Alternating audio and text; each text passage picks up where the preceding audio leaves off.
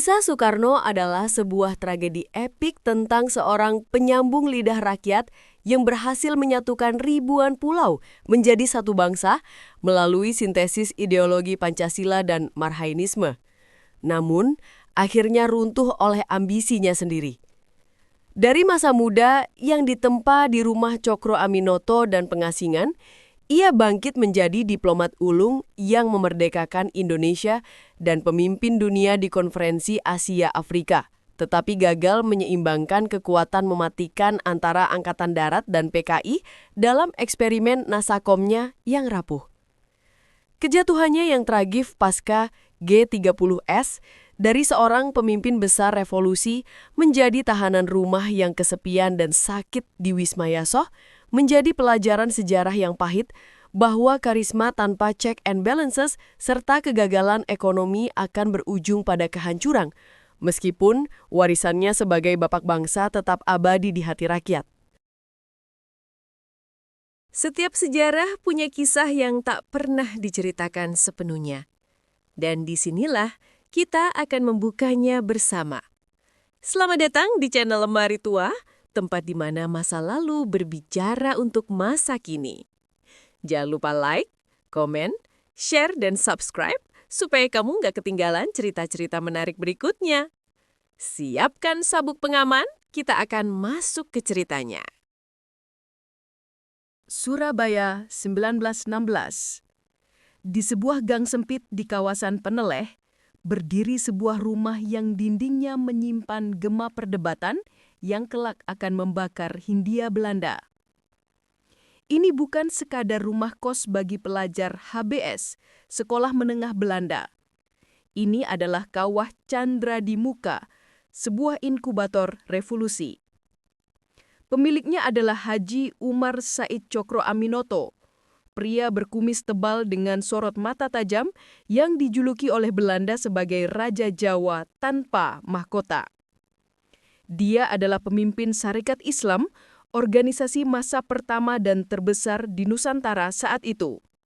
Di ruang tamu rumah inilah, seorang remaja kurus berusia 15 tahun bernama Kusno Sosrodihardjo, yang kelak kita kenal sebagai Soekarno, duduk bersila di lantai. Matanya tak berkedip, menyerap setiap kata, setiap intonasi, dan setiap gestur teatrikal yang keluar dari mulut sang guru, Cokro Aminoto. Tapi Soekarno tidak sendirian di rumah itu.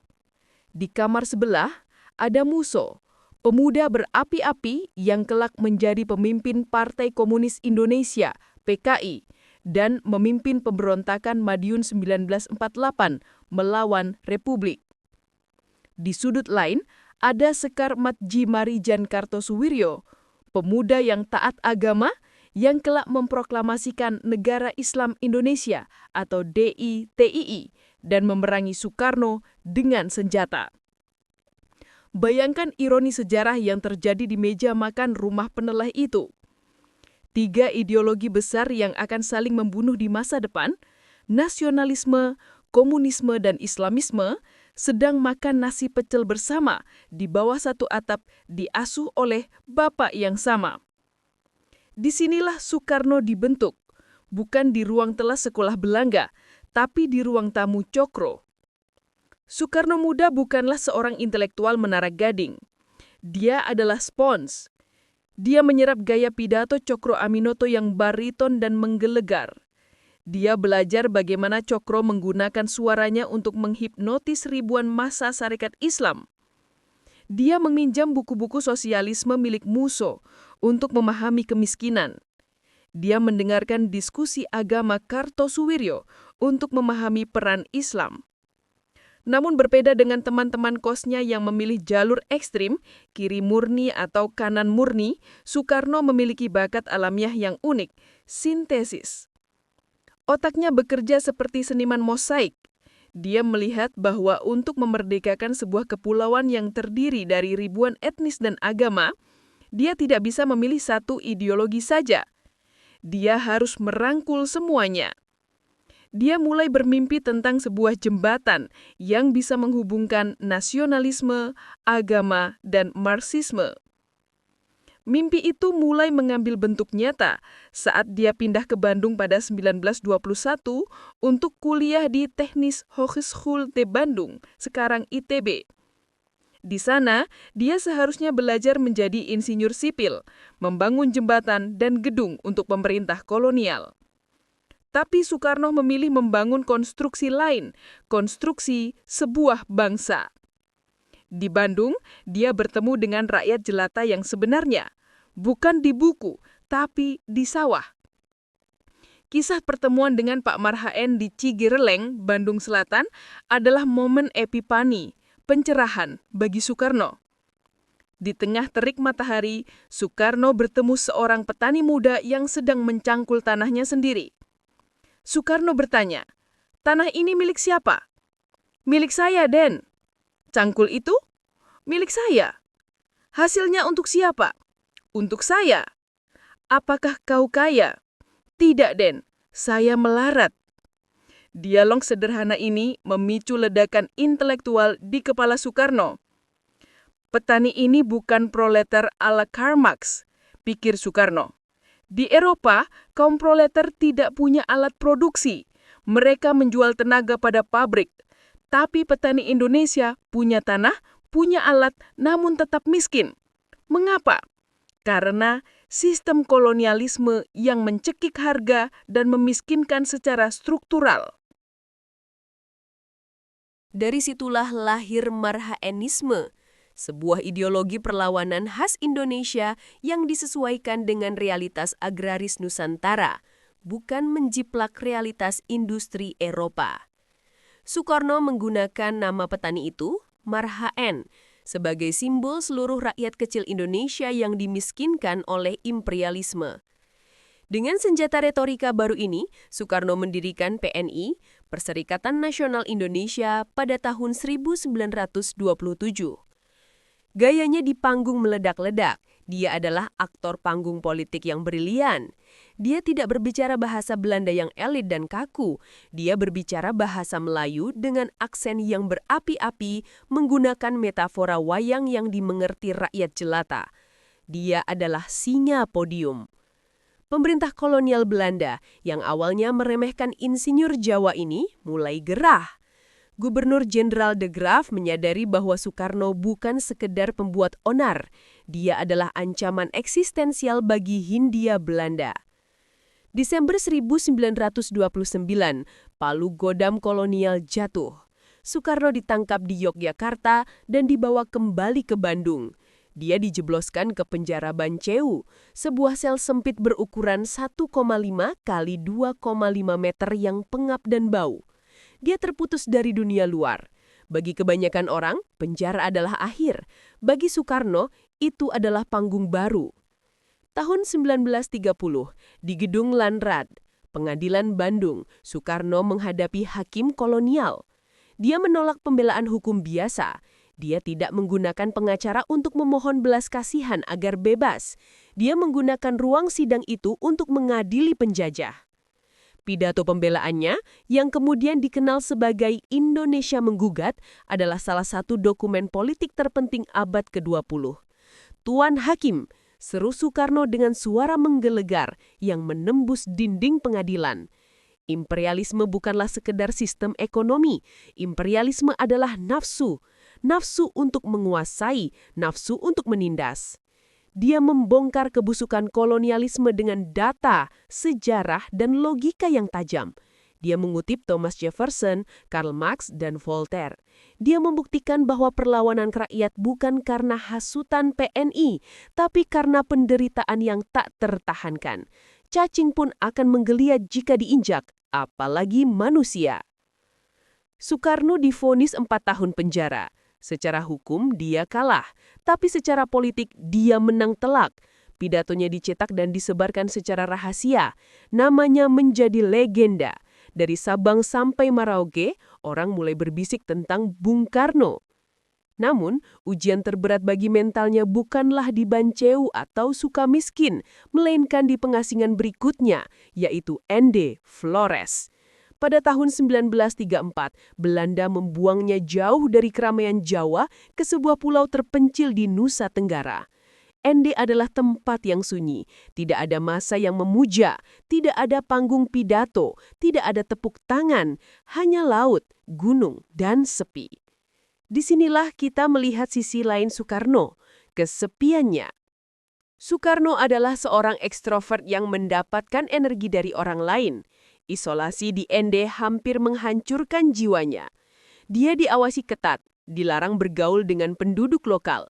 Dia dilaporkan sering berbicara sendiri atau berjalan tanpa tujuan di pantai. Jiwanya terombang-ambing antara depresi dan harapan. Untuk menjaga kewarasannya, dia menemukan tempat perlindungan di bawah sebuah pohon sukun yang bercabang 5 menghadap ke Teluk Ende. Di sana, dalam kesunyian yang menyakitkan, dia merenung. Dia melihat keberagaman penduduk Flores yang mayoritas Katolik berbeda dengan Jawa yang Muslim. Dia bergaul dengan pastor-pastor Belanda yang humanis. Dia melihat toleransi yang hidup. Di bawah pohon sukun itulah, butir-butir Pancasila mulai mengkristal dalam benaknya.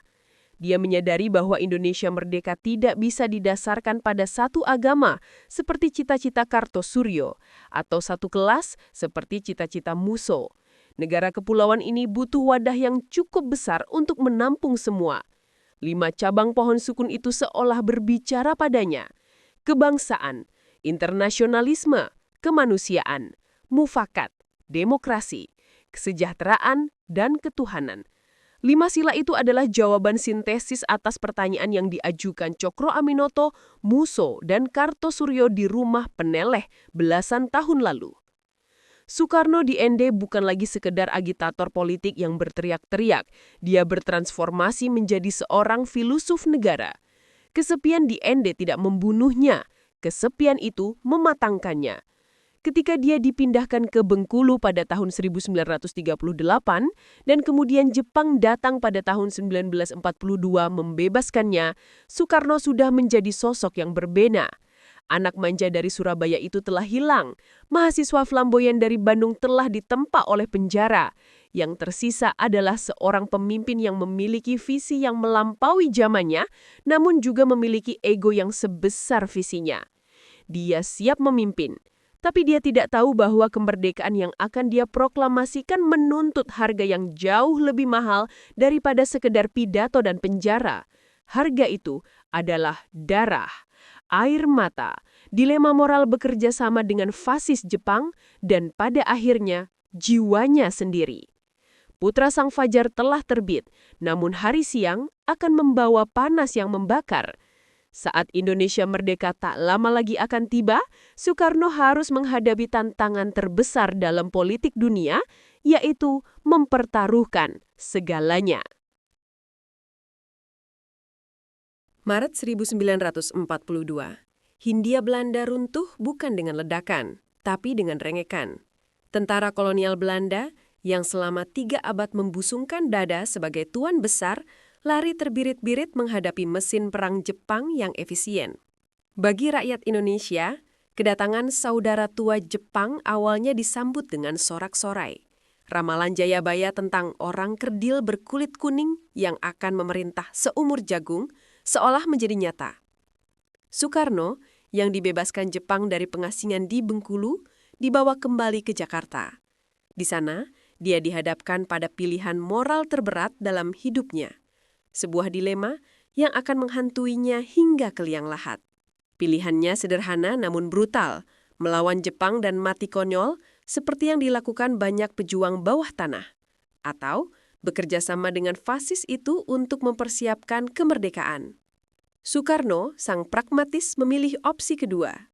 Dia berjabat tangan dengan Jenderal Imamura. Ini adalah perjudian yang berbahaya.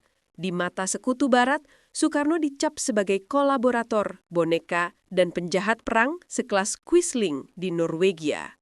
Namun di mata Soekarno, Jepang adalah alat. Kita akan menanam benih nasionalisme di dalam kebun fasisme Jepang, pikirnya. Soekarno menggunakan radio, pidato, dan propaganda Jepang untuk satu tujuan, menyatukan Nusantara. Dia berkeliling Jawa, berpidato berapi-api. Di permukaan, dia memuji Jepang, tapi di sela-sela kalimatnya, dia menyelipkan kode-kode kebangsaan. Dia menggunakan infrastruktur komunikasi Jepang untuk memperkenalkan dirinya dan Hatta ke seluruh pelosok negeri. Namun, harga dari kolaborasi ini sangatlah mahal. Harganya adalah nyawa manusia. Untuk memenangkan hati Jepang agar mau menjanjikan kemerdekaan, Soekarno harus membantu mereka memobilisasi tenaga kerja. Romusha. Inilah dosa sejarah yang paling kelam. Ribuan petani Jawa dikirim paksa ke Burma, Thailand, dan lubang-lubang tambang batu bara di Sumatera. Mereka mati karena kelaparan, malaria, dan siksaan. Ada foto-foto Soekarno mengenakan topi lapangan, tersenyum sambil menginspeksi barisan Romusa, memberi semangat kepada mereka yang akan berangkat menuju kematian. Di kemudian hari, dalam autobiografinya kepada Cindy Adams, Soekarno mengakui beban dosa ini dengan kejujuran yang meremukkan hati. Akulah yang mengirim mereka ke kematian. Ya, akulah orangnya. Aku menyuruh mereka berlayar menuju maut. Seringkali aku duduk termenung dan bertanya kepada Tuhan, apakah jalan lain bagiku? Apakah dosaku ini bisa diampuni? Soekarno mengorbankan ribuan orang untuk menyelamatkan jutaan orang. Itu adalah kalkulasi matematika yang kejam, tapi itulah beban seorang pemimpin di masa perang. Detik-detik di tepi jurang, Rengas Dengklok. Tahun 1945, Hiroshima dan Nagasaki luluh lantak oleh bom atom. Jepang menyerah. Terjadi kekosongan kekuasaan, atau vacuum of power. Di Jakarta, ketegangan generasi meledak. Golongan muda, Hairul Saleh, Soekarni, Wikana, yang berdarah panas, mendesak Soekarno untuk memproklamirkan kemerdekaan sekarang juga, tanpa campur tangan Jepang. Mereka ingin revolusi berdarah. Golongan tua, Soekarno, Hatta, yang hati-hati, menolak.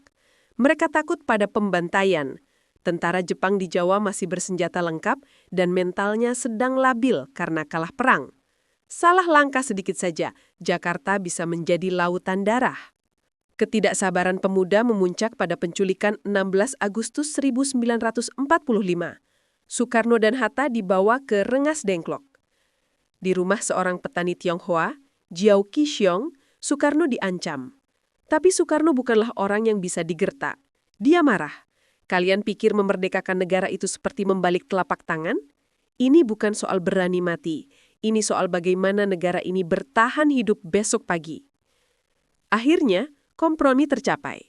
Soekarno akan memproklamirkan kemerdekaan, tapi di Jakarta, dan dengan caranya sendiri. Malam itu juga, mereka kembali ke Jakarta dan menuju rumah Laksamana Maeda, perwira Jepang yang bersimpati. Di ruang makan Maeda itulah naskah proklamasi disusun. Kalimatnya singkat, tajam, dan sangat hati-hati. Kami bangsa Indonesia dengan ini menyatakan kemerdekaan Indonesia. Tanggal 17 Agustus 1945, pukul 10 pagi, di Pegangsaan Timur 56. Tidak ada orkestra, tidak ada parade militer. Mikrofonnya sering mati. Tiang benderanya dari bambu kasar. Tapi saat Soekarno membacakan teks itu dengan suara yang bergetar, namun mantap, sebuah negara lahir. Soekarno menyebut momen ini sebagai jembatan emas. Di seberang jembatan itu, kata Soekarno, barulah kita leluasa menyusun masyarakat Indonesia. Tapi jembatan itu ternyata rapuh. Dan di ujung jembatan, tentara Belanda atau Nica sudah menunggu dengan senapan terkokang, membonceng tentara sekutu Inggris. Dua wajah perjuangan, diplomasi versus gerilya. Periode 1945 sampai 1949 adalah ujian terberat bagi eksistensi Republik. Belanda ingin kembali menjajah. Mereka melancarkan agresi militer 1 dan 2. Disinilah terjadi pembagian peran yang unik dan seringkali tegang antara Soekarno dan Panglima Besar Jenderal Sudirman. Sudirman adalah prajurit sejati. Dia percaya bahwa kemerdekaan hanya bisa dipertahankan dengan darah dan besi. Dia tidak percaya pada perundingan. Baginya, setiap jengkal tanah harus dipertahankan. Soekarno adalah politisi. Dia sadar bahwa secara militer, Indonesia yang baru lahir dengan bambu runcing dan senjata rampasan tidak mungkin mengalahkan tentara modern Belanda dalam perang terbuka. Satu-satunya cara untuk menang adalah melalui diplomasi. Soekarno harus memenangkan hati dunia internasional, yaitu PBB, Amerika Serikat, dan India, agar mereka menekan Belanda. Konflik filosofis ini memuncak pada agresi militer II, 19 Desember 1948. Pasukan payung Belanda mendarat di ibu kota Yogyakarta, mereka mengepung Istana Gedung Agung. Sudirman yang saat itu sedang sakit parah, paru-parunya tinggal satu, datang menemui Soekarno. Dia siap masuk hutan, dia mengharapkan Soekarno ikut bersamanya, memimpin gerilya dari gunung. Tapi Soekarno menolak. Mas Dirman, kata Soekarno, atau dalam nuansa dialog yang tercatat sejarah, Anda masuk hutan, saya akan tetap di sini. Bagi Sudirman dan banyak tentara, ini terasa seperti pengkhianatan. Bagaimana mungkin panglima tertinggi menyerah kepada musuh? Tapi Soekarno punya perhitungan lain. Jika dia lari ke hutan dan tertembak mati, Republik tamat. Dunia akan melihatnya sebagai pemberontak liar. Tapi jika dia ditangkap sebagai presiden yang sah di istananya, dia menjadi martir politik. Dia menjadi simbol negara yang ditawan. Dunia akan bersimpati. Soekarno, Hatta, dan Syahrir membiarkan diri mereka ditangkap dan diasingkan ke Bangka. Strategi ini, meskipun menyakitkan bagi harga diri militer, ternyata brilian. Sementara Sudirman bergerilya di hutan, ditandu karena sakit, memimpin serangan yang membuat Belanda frustrasi. Soekarno bergerilya di meja perundingan lewat utusannya. Dunia internasional melihat Belanda sebagai agresor yang menangkap pemimpin sipil yang damai. Amerika Serikat mengancam akan memotong bantuan Marshall Plan kepada Belanda jika mereka tidak melepaskan Indonesia. Kombinasi dari tekanan militer Sudirman dan tekanan diplomatis Soekarno dan Hatta akhirnya memaksa Belanda bertekuk lutut. Pada tahun 1949, kedaulatan diserahkan. Herbert Feith, seorang Indonesianis, membagi tipe pemimpin menjadi dua, solidarity maker dan administrator. Soekarno adalah solidarity maker par excellence. Keahliannya adalah membakar semangat, menciptakan simbol, dan menyatukan orang yang berbeda pendapat. Dia dibutuhkan saat revolusi. Dia adalah perekat yang mencegah negara ini pecah saat ditekan dari luar. Hatta dan Syahrir adalah administrator. Mereka rasional, dingin, memikirkan ekonomi dan birokrasi. Selama masa Perang Kemerdekaan, 1945 sampai 1949, Dwi Tunggal Soekarno-Hatta adalah kombinasi perfect. Soekarno adalah mulut yang berteriak ke dunia, Hatta adalah otak yang mengatur strategi negosiasi. Tapi begitu perang usai dan masa pembangunan dimulai, retakan mulai muncul. Soekarno tidak pernah bisa berhenti menjadi revolusioner. Baginya, revolusi belum selesai. Dia terus berteriak, terus membakar semangat, bahkan ketika yang dibutuhkan negara adalah ketenangan untuk menanam padi dan membangun pabrik. Masa jembatan emas telah terlewati. Indonesia sudah merdeka. Tapi Soekarno, sang arsitek jembatan itu, tidak tahu caranya berhenti membangun jembatan dan mulai membangun rumah. Bab ini menutup dengan sebuah kemenangan yang manis, namun menyimpan bibit perpecahan. Soekarno adalah pahlawan perang yang tak terbantahkan. Tapi apakah dia bisa menjadi pemimpin di masa damai? Apakah retorika yang bisa mengusir Belanda juga bisa mengusir kemiskinan? Tahun 1950-an akan memberikan jawaban. Bandung, 18 April 1955. Pagi itu, Jalan Asia Afrika, dulu Grote Postback, berubah menjadi panggung catwalk politik terbesar dalam sejarah abad ke-20. Ribuan rakyat berjejer di trotoar, bersorak histeris. Di tengah jalan, berjalanlah para raksasa dunia. Ada Gamal Abdel Nasser dari Mesir yang gagah, Jawaharlal Nehru dari India yang filosofis, dan Zhou Enlai dari Tiongkok yang misterius. Namun, di tengah-tengah mereka berjalanlah sang tuan rumah, Soekarno. Mengenakan peci hitam miringnya yang ikonik, seragam putih gading, dan tongkat komando di ketiak, Soekarno tampak bersinar. Dia bukan lagi sekadar presiden dari negara kepulauan yang baru merdeka. Hari itu, dia adalah pemimpin de facto dari 2/3 penduduk bumi. Di dalam Gedung Merdeka, Soekarno naik ke mimbar. Suaranya menggelegar, membakar semangat delegasi dari 29 negara yang mewakili bangsa-bangsa kulit berwarna. Let a new Asia and a new Africa be born. Serunya dalam bahasa Inggris yang fasih. Kita sering diberitahu bahwa kolonialisme telah mati. Jangan tertipu. Kolonialisme punya baju baru. Konferensi Asia Afrika 1955 adalah mahakarya diplomatik Soekarno.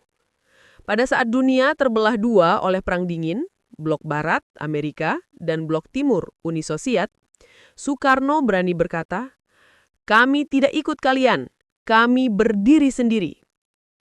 Dari Bandung, lahirlah semangat non-blok. Soekarno memposisikan Indonesia bukan sebagai pion, tapi sebagai pemain catur. Dia menjadikan Jakarta sebagai mercu suara dunia bagi bangsa-bangsa yang sedang berjuang melawan imperialisme. Ini adalah puncak kepercayaan diri Indonesia. Tapi, di balik gemerlap diplomasi itu, Soekarno sedang memainkan permainan berbahaya, menari di antara dua raksasa nuklir. Dansa dengan Kennedy dan Khrushchev. Soekarno adalah seorang manipulator geopolitik yang jenius.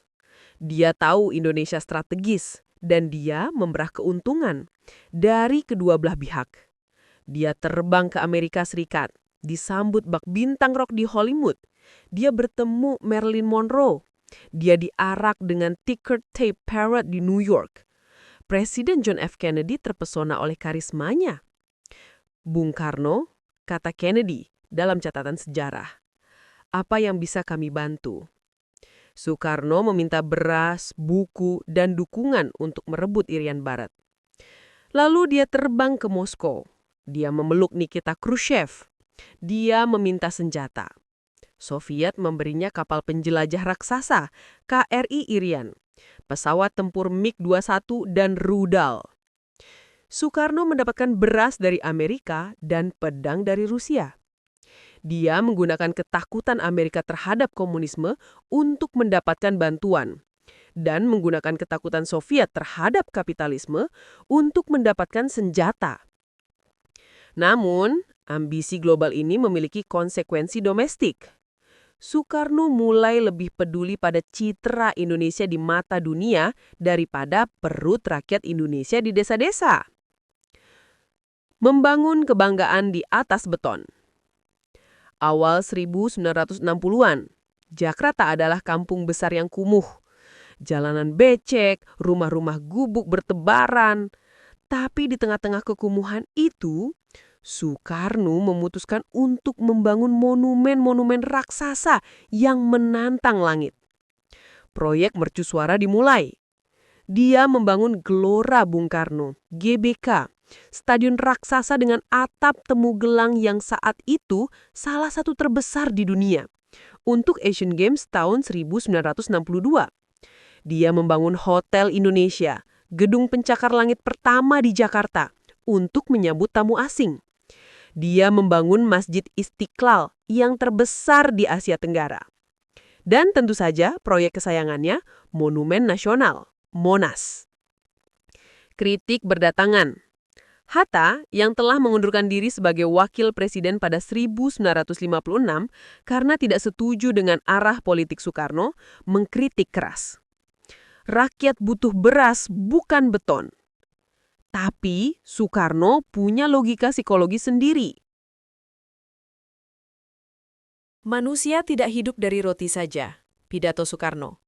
Bangsa ini butuh kebanggaan. Kita adalah bangsa kuli di mata Belanda selama 300 tahun. Kita memiliki mental inlander, rendah diri. Aku membangun semua ini agar rakyatku bisa mengangkat kepalanya dan berkata, "Aku Indonesia dan aku sejajar dengan bangsa manapun di dunia." Analisis kritis psikologi Soekarno sangat menarik di sini. Apakah ini megalomania? Mungkin, tapi ini juga adalah nation building visual. Soekarno, sang arsitek, percaya bahwa sebuah bangsa yang terdiri dari ribuan pulau membutuhkan simbol fisik untuk menyatukan imajinasi mereka. Monas adalah pasak yang menancapkan identitas keindonesiaan ke bumi Jakarta. Namun, harga dari kebanggaan ini adalah inflasi. Uang dicetak terus-menerus untuk membiayai proyek-proyek ini. Harga beras melambung, antrean minyak tanah mengular. Rakyat bangga melihat Monas, tapi mereka pulang ke rumah dengan perut lapar. Tragedi Cikini, awal dari otoritarianisme. Di balik gemerlap citra internasionalnya, politik dalam negeri mulai membusuk. Sistem demokrasi parlementer atau liberal yang diterapkan sejak 1950 dianggap gagal oleh Soekarno. Kabinet jatuh bangun setiap beberapa bulan. Partai-partai sibuk bertengkar. Konstituante gagal menyusun undang-undang dasar baru. Pemberontakan daerah, PRRI di Sumatera, Permesta di Sulawesi, mulai meletus, didukung diam-diam oleh CIA yang mulai tidak suka dengan kedekatan Soekarno ke Blok Timur. Titik baliknya terjadi pada 30 November 1957. Malam itu, Soekarno menghadiri pesta ulang tahun sekolah tempat anak-anaknya belajar, Perguruan Cikini. Suasana gembira, anak-anak bernyanyi. Saat Soekarno berjalan keluar menuju mobilnya, granat dilemparkan. Bum, bum, bum. 5 ledakan menguncang Cikini. Asap mengepul, jeritan anak-anak memecah malam. Soekarno selamat, dilindungi oleh tubuh pengawalnya. Tapi 10 orang tewas, termasuk anak-anak sekolah, dan 48 orang luka parah. Tragedi Cikini mengubah jiwa Soekarno. Dia merasa bahwa demokrasi liberal tidak bisa melindunginya dan tidak bisa melindungi negara. Dia melihat perpecahan partai politik sebagai kanker yang membuka celah bagi pembunuhan dan disintegrasi bangsa. Dia menjadi paranoid. Dia mulai percaya bahwa hanya ada satu orang yang bisa menyelamatkan Indonesia, dirinya sendiri. Kita butuh pemimpin yang kuat, pikirnya. Kita tidak butuh demokrasi ala barat yang 50% plus 1. Kita butuh demokrasi ala desa Indonesia, musyawarah untuk mufakat, tapi dipimpin oleh seorang sesepuh. Dari puing-puing ledakan Cikini dan kegagalan parlemen, lahirlah konsep baru yang kontroversial, demokrasi terpimpin. Mengubur partai-partai. Pada 5 Juli 1959, Soekarno mengeluarkan dekrit yang terkenal. Dia membubarkan konstituante, dia memberlakukan kembali UUD 1945 yang memberikan kekuasaan eksekutif sangat besar kepada presiden. Sekarang, akulah pemimpin besar revolusi, kata Soekarno.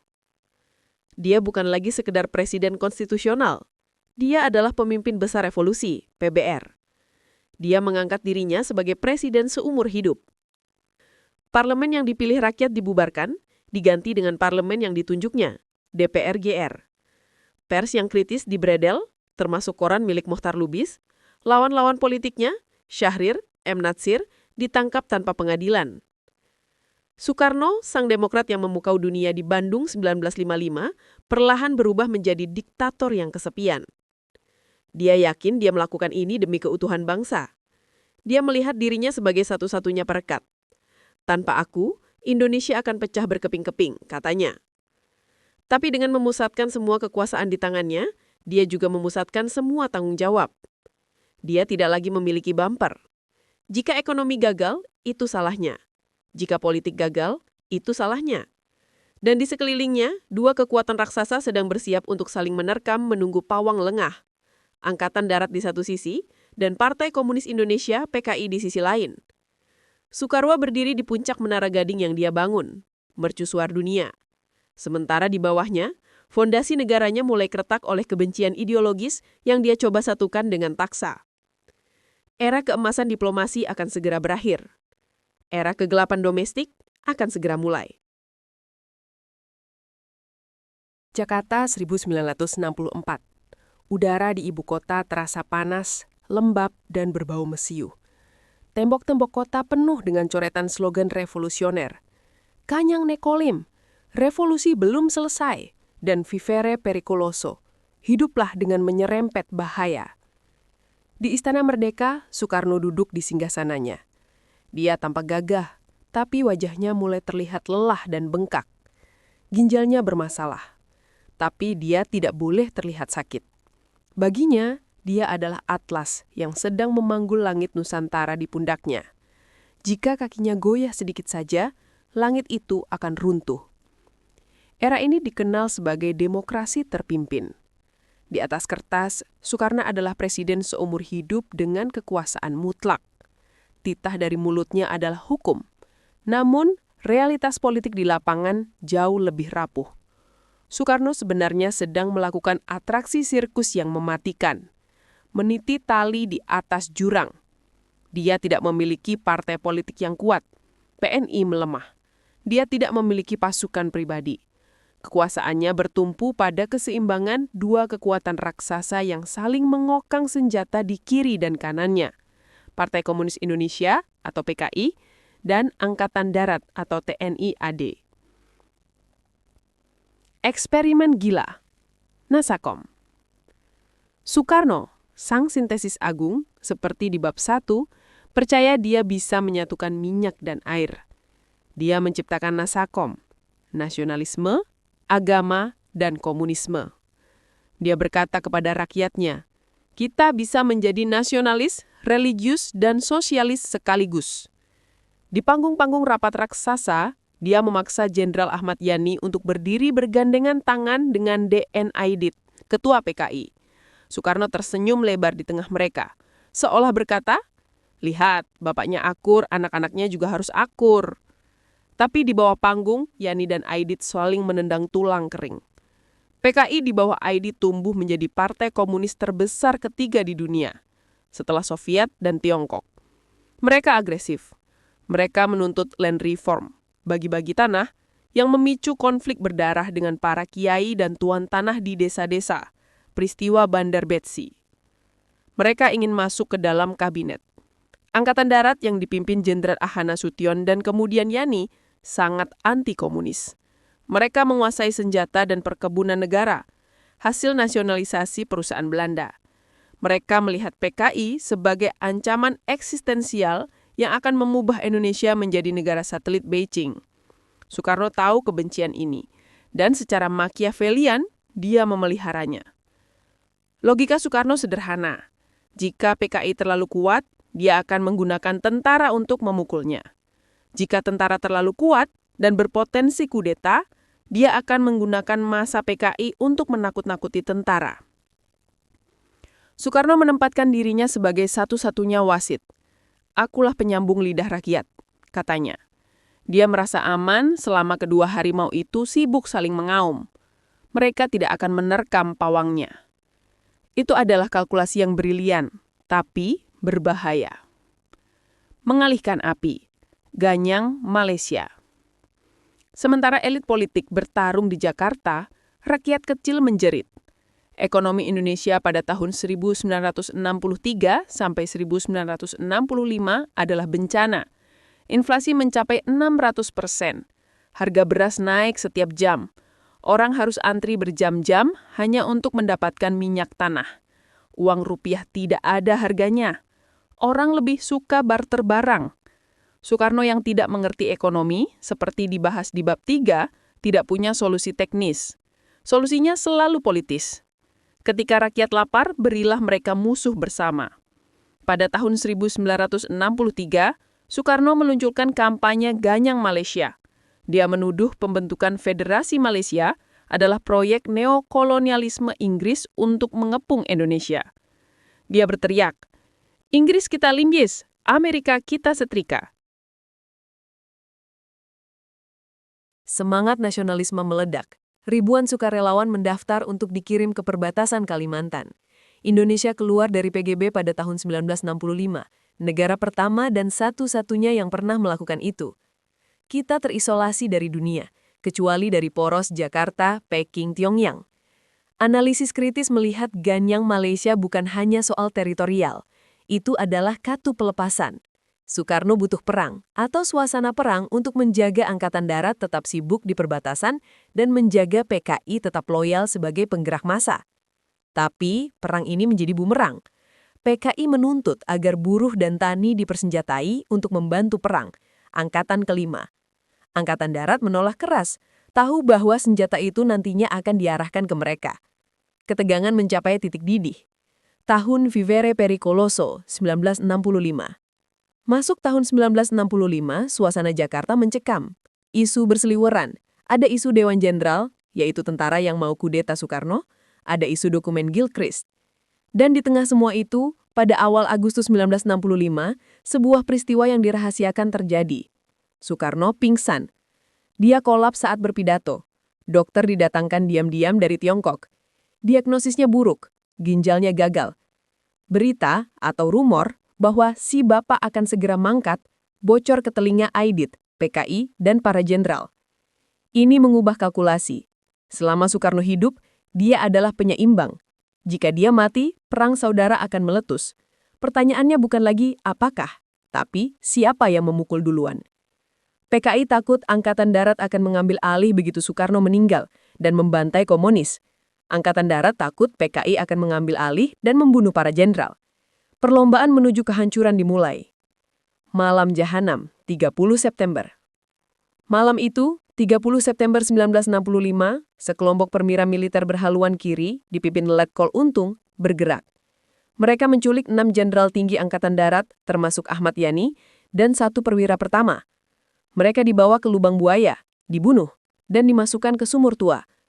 Besok paginya, 1 Oktober, Radio Republik Indonesia, RRI, menyiarkan bahwa gerakan 30 September telah bertindak untuk menyelamatkan Presiden Soekarno dari kudeta Dewan Jenderal. Disinilah Soekarno melakukan kesalahan fatal yang akan menghancurkan hidupnya. Pagi itu, Soekarno berada di pangkalan udara Halim Perdana Kusuma. Dia mendapat laporan bahwa jenderal-jenderalnya telah diculik dan dibunuh. Reaksinya apa? Dia ragu. Dia tidak langsung mengutuk gerakan itu. Dia tidak langsung memerintahkan penangkapan penculik.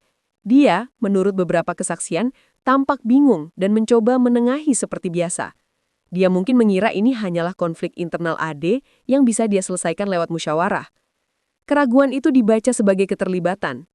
Sementara Soekarno bimbang di Halim, seorang jenderal yang selama ini diremehkan dan tidak masuk dalam daftar target penculikan, bergerak dengan cepat dan dingin. Mayor Jenderal Soeharto, Panglima Kostrat. Soeharto mengambil alih komando Angkatan Darat. Dia mengumumkan G30S sebagai gerakan kontra-revolusioner. Dia menuduh PKI sebagai dalang tunggal. Dalam hitungan hari, pendulum kekuasaan berayun dengan keras. Makam para jenderal di lubang buaya ditemukan. Foto-foto jenazah yang membusuk disebar di koran-koran, memicu kemarahan publik yang luar biasa. Narasi berbalik, PKI yang kemarin adalah anak emas revolusi, hari ini menjadi iblis. Pembantaian massal pun dimulai. Di Jawa Tengah, Jawa Timur, dan Bali, ratusan ribu orang yang dituduh komunis dibunuh oleh tentara dan ormas sipil. Sungai-sungai berubah merah. Soekarno, sang pawang harimau, kehilangan kendali atas binatang buasnya. Apakah Soekarno terlibat G30S? Hingga saat ini sejarawan berdebat. Ada yang bilang dia tahu, teori John Rosa, ada yang bilang dia dikudeta, teori Greg Polgrain, ada yang bilang ini konflik internal AD, teori Cornell. Namun, analisis politik yang paling masuk akal adalah bahwa Soekarno menjadi korban dari sistem yang dia ciptakan sendiri. Dia menciptakan nasakom yang mustahil. Dia membiarkan polarisasi tajam. Dia mengabaikan ekonomi demi politik. Ketika krisis meledak, dia tidak punya lagi modal politik untuk meredamnya. Kesalahan terbesar Soekarno bukanlah bahwa dia seorang komunis. Dia bukan. Dia adalah nasionalis kiri. Kesalahannya adalah hubris, kesombongan. Dia terlalu percaya diri bahwa karismanya cukup untuk menyatukan kekuatan yang saling ingin membunuh. Dia lupa bahwa dalam politik, ketika senjata sudah berbicara, kata-kata orator tidak lagi didengar. Di akhir tahun 1965, Soekarno masih presiden. Tapi dia adalah presiden di atas kertas. Istana Merdeka yang dulu menjadi pusat dunia, kini menjadi sangkar emas yang sepi. Di luar gerbangnya, mahasiswa berdemonstrasi meneriakan turunkan harga dan bubarkan PKI. Teriakan hidup Bung Karno perlahan berganti menjadi makian. Sang putra Sang Fajar mulai melihat matahari terbenam. Dan matahari itu berwarna merah darah. Awal tahun 1966, Jakarta bukan lagi panggung megah tempat Soekarno berpidato tentang revolusi dunia. Jakarta telah berubah menjadi kandang singa. Di jalanan, ribuan mahasiswa yang tergabung dalam KAMI dan KAPI berdemonstrasi.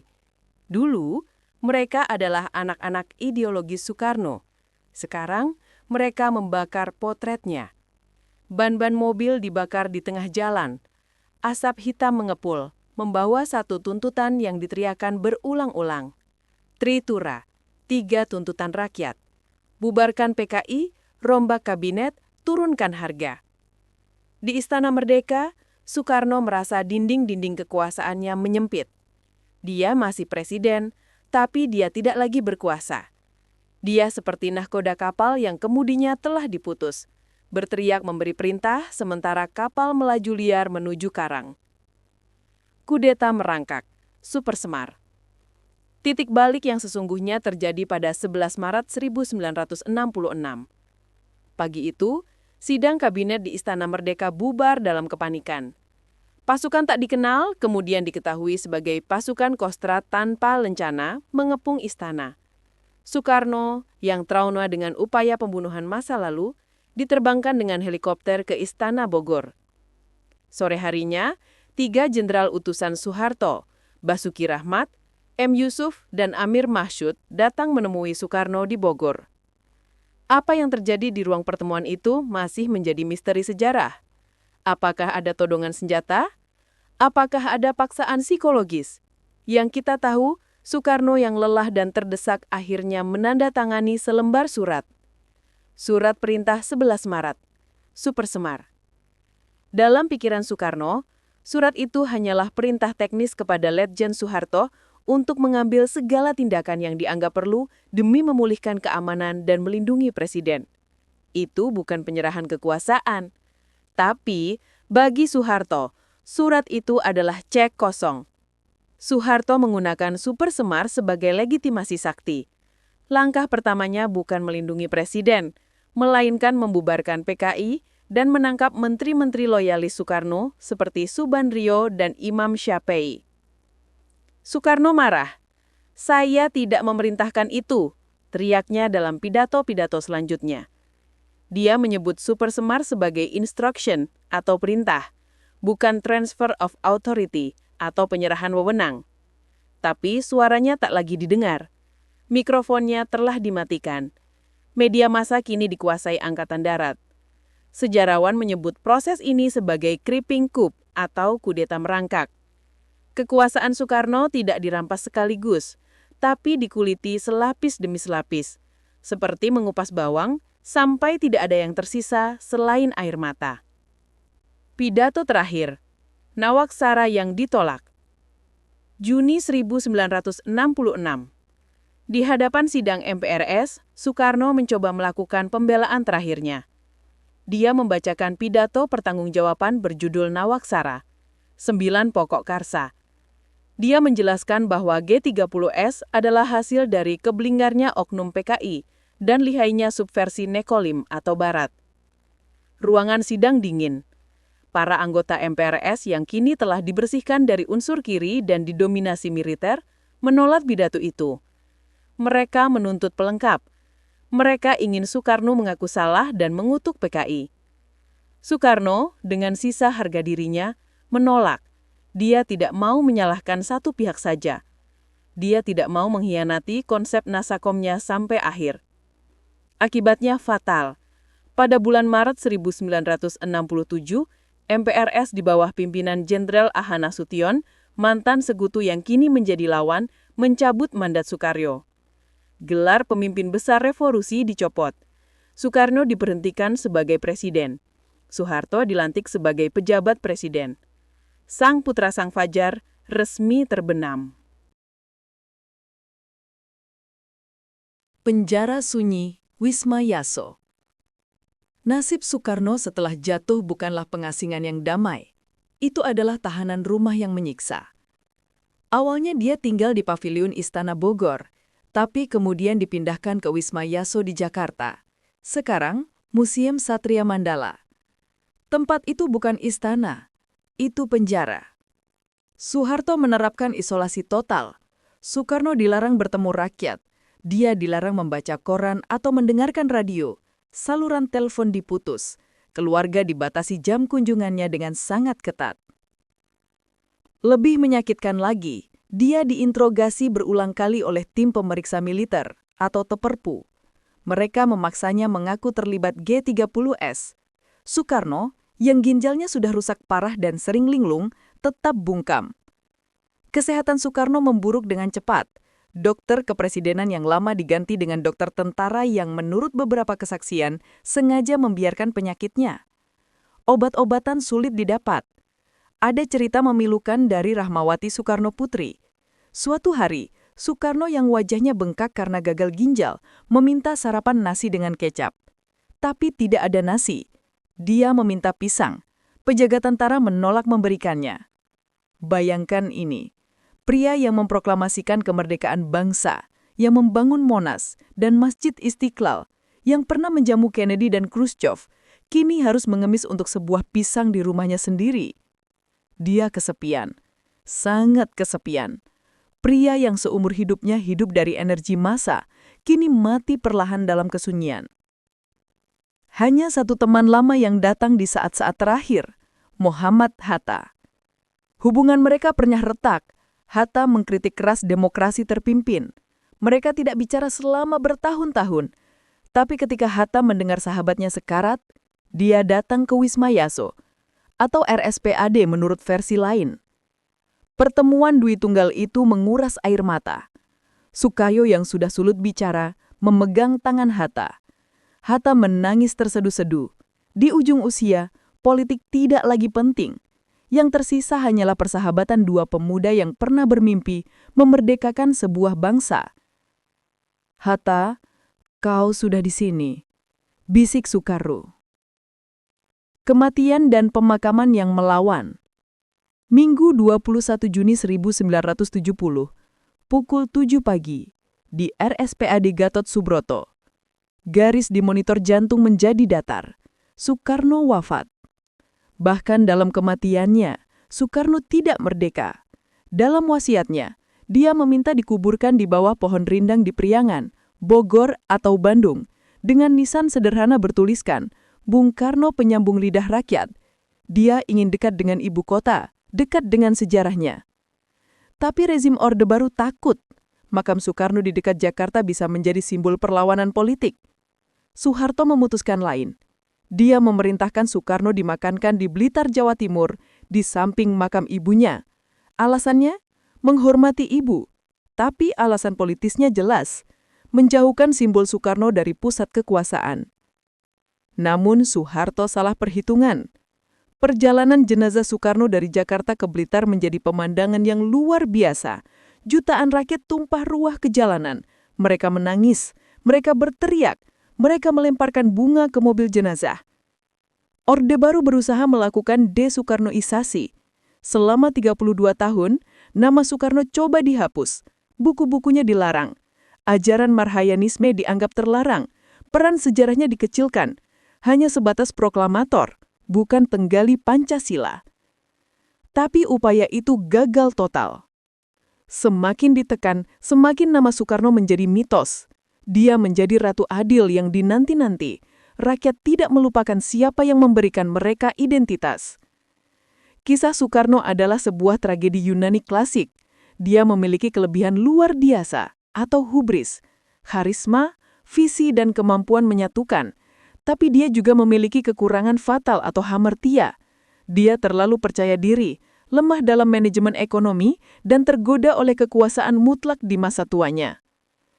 Apa pelajaran terbesar dari kebangkitan dan kejatuhannya? 1. Bahaya kekuasaan tanpa kontrol.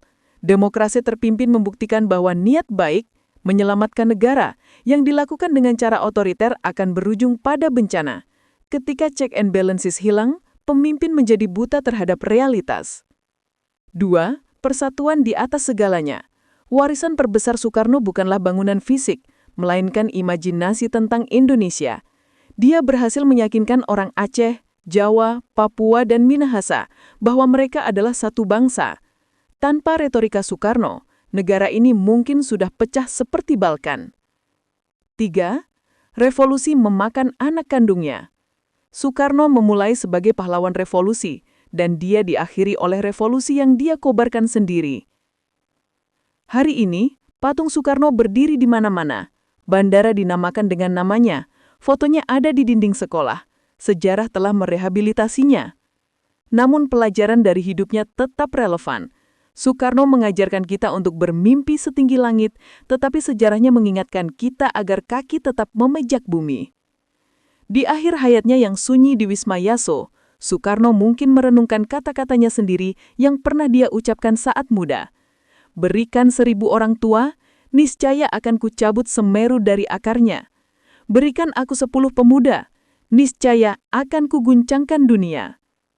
Dia telah mengguncangkan dunia. Dia telah mencabut Semeru kolonialisme.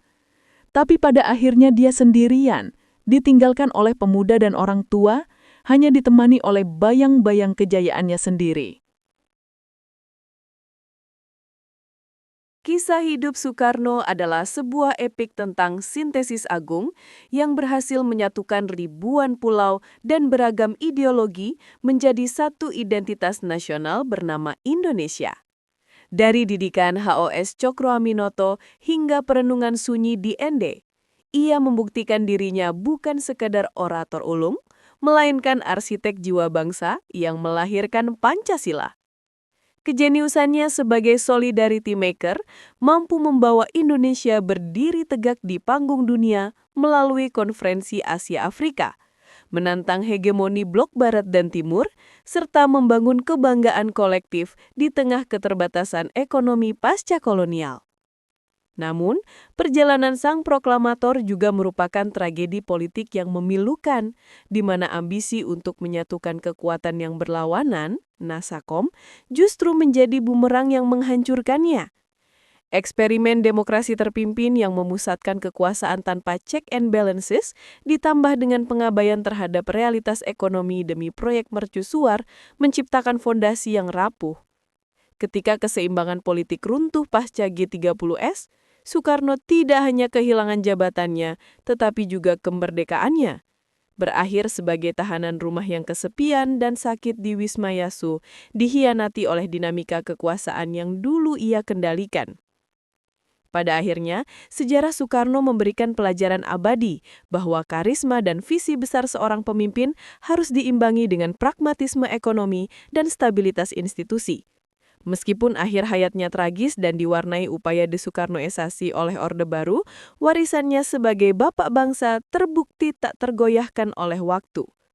Ia mewariskan sebuah negara yang merdeka dan ideologi pemersatu, mengingatkan kita bahwa meskipun revolusi bisa memakan anak kandungnya sendiri, semangat untuk berdikari dan berdaulat adalah api yang tidak boleh padam dalam nadi setiap rakyat Indonesia.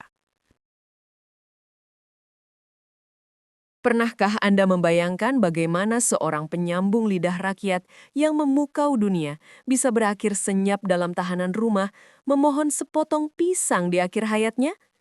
Kisah Soekarno bukan sekadar romantisme revolusi, melainkan cermin retak tentang bahaya kekuasaan mutlak dan rapuhnya aliansi politik yang dibangun di atas sekam.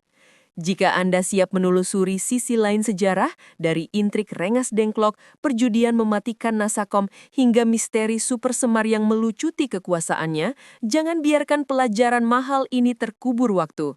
Bagikan kisah ini kepada generasi muda, agar kita tidak lupa bahwa kemerdekaan yang kita hirup hari ini dibayar lunas dengan kesepian seorang founding father di ujung usianya.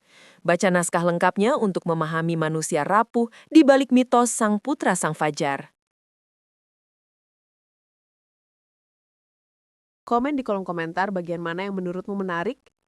Di video selanjutnya kita akan memuat sejarah-sejarah yang mungkin belum kalian tahu atau kalian punya ide cerita sejarah yang menurut kalian menarik dan asik untuk kita telusuri. Pastikan kamu sudah subscribe agar tidak ketinggalan. Sampai jumpa di cerita sejarah lainnya.